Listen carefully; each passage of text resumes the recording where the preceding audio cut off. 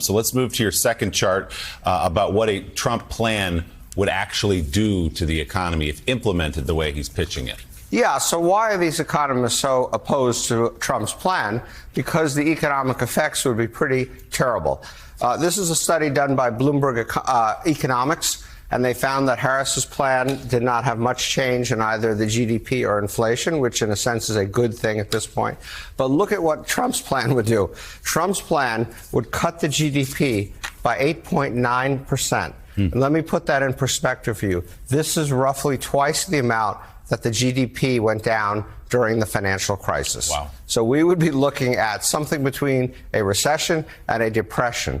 And interestingly, as I'm sure people know because we've talked about this many times, the tariffs would cause certainly a part of this.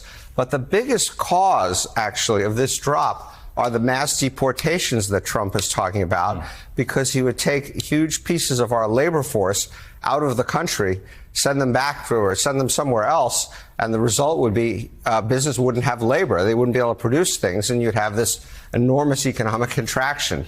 So this is something we've never seen before in terms of scoring a set of policy proposals from a presidential candidate.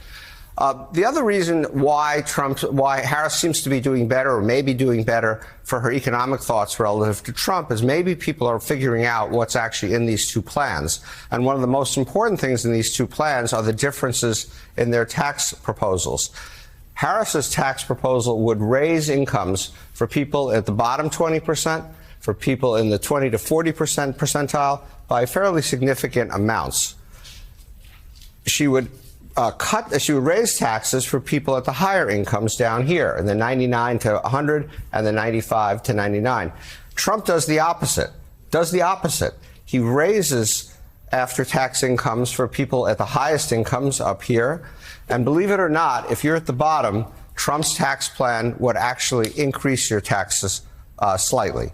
So maybe people are figuring out these kinds of differences and changing their view of her economic plan versus Trump's economic plan.